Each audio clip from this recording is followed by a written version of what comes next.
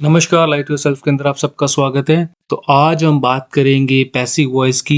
Simple past जो आपका tense है उसके पैसिव वॉइस किस तरीके के साथ बनते हैं, तैयार होते हैं, उसके बारे में आज हम डिस्कस यहाँ पे करेंगे। ठीक है जी। पहले ही मैं कुछ सेंटेंसेस आपके सामने रख रहा हूँ और जैसे she was a teacher, she was a nice girl, कि वो एक टीचर थी और वो बहुत अच्छी लड़की थी। ये आपके जो सेंटेंसेस है आपके टेंस के नहीं है। इसके अंदर आपको वॉज मिल रहा है, हेल्पिंग वर्ब है, पर ये मेन वर्ब का काम कर रही है यहाँ पे। She was a teacher, was जो है आपकी टू बी वर्ब है, इसके साथ कोई मेन वर्ब नहीं, तो इसलिए यहाँ इस सेंटेंसेस के अंदर यही एक मेन वर्ब है। अगर इस सेंटेंसेस के अंदर आपको वर्ब पूछी जाए तो वो वॉज है। ठीक है जी, पहली बात थी। दूसरी बात, ये आपके टेंस का सेंटेंस नहीं है। ठीक है जी, क्योंकि इसमें कोई करता नहीं है, इसके अंदर कोई एक्शन हो नहीं रहा है। आपके जो टेंस होते हैं वो उन सेंटेंसेस को कवर करते हैं जहां पर कोई क्रिया हो, जहां तो क्रिया होनी होती है या हो रही होती है या हो चुकी होती है, वहां पे मेन वर्ब होती है, यानी एक एक्शन जरूर होता है। उन सेंटेंसेस को टेंस कवर करता है। ठीक है जी, ये चीज आपने समझनी है। अब ये चार्ट आपके सामने है। अगर आप वॉज वर्ड देखेंगे तो ये कंटिन्यूस के अंदर आपको नजर आ रहा है। ठीक है ना। ये स्ट्रक्चर कह रहा है कि जहां वॉज वर्ब होगा वहां पे first form of the verb होगी और साथ में होगा आईएनजी। ये स्ट्रक्चर आपके टेंस का है। ठीक है जी।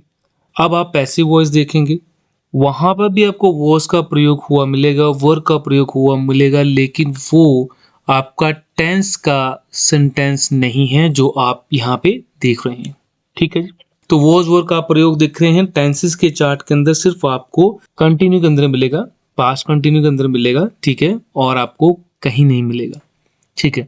अभी जो सेंटेंसेस मैं आपको बता रहा हूँ, she was a teacher, she was a nice girl, ये वॉज का प्रयोग यहाँ पे हो रहा है, first form of the verb नहीं है, इसके साथ कोई एनजी नहीं लगा है। ये आपके टेंस के सेंटेंस नहीं है। ठीक है जी।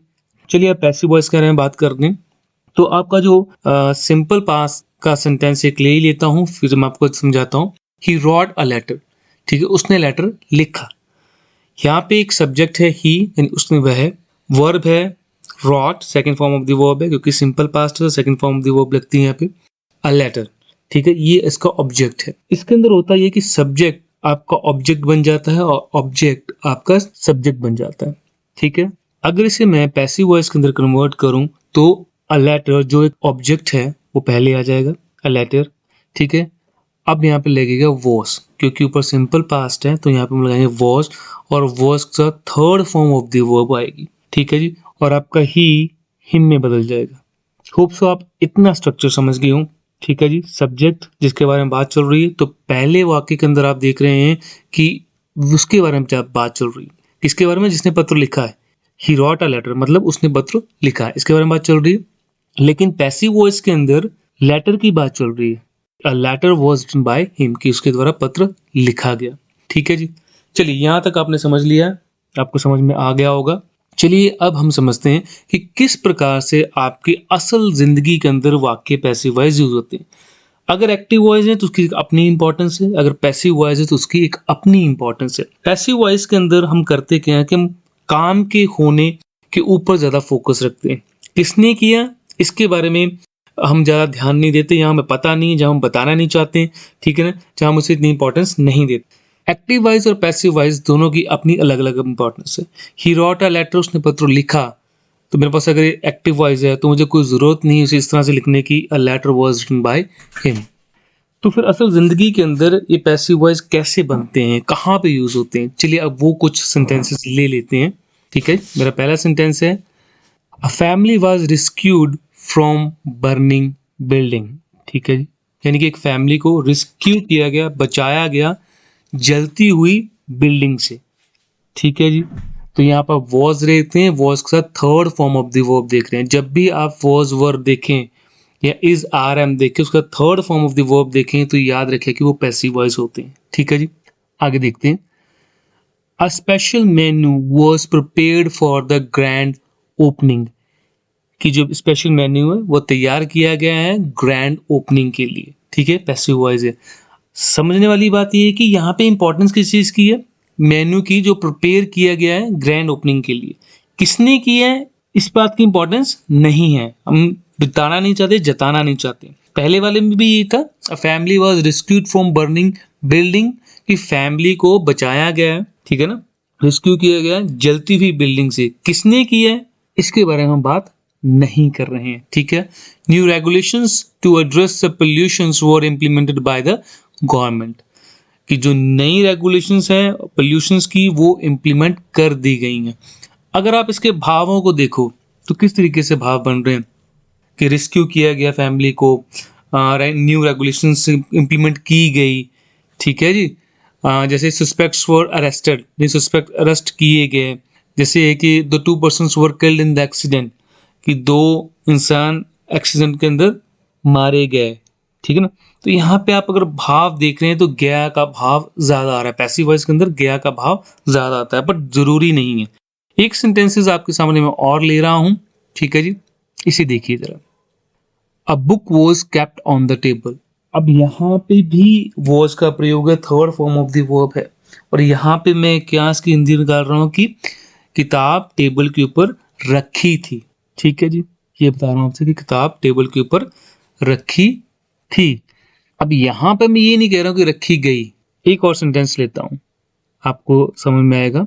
इन अर्ली डेज, कि बहुत समय पहले, अर्ली डेज के, इट वॉज बिलीव्ड, ऐसा माना जाता था। वॉज या वॉज के साथ में बिलीव्ड थर्ड फॉर्म ऑफ की वर्ब है। अब यहाँ मैं क्या इसकी सेंस निकाल रहा हूँ, कैसा माना जाता था।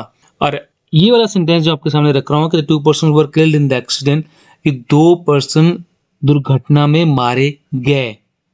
अब यहाँ पे भी वर्ब है, third form of the verb है, लेकिन यहाँ पे थ का सेंस नहीं निकल रहा। तो इस चीज को आपने अंडरस्टैंड करना है। देखिए प्रॉब्लम ये है कि आपकी इंग्लिश पूरी तरीके के साथ हिंदी में ट्रांसलेट या कन्वर्ट नहीं हो सकती। हर एक लैंग्वेज की अपनी वैल्यू है, कि इंपॉर्टेंस है, ठीक है जी।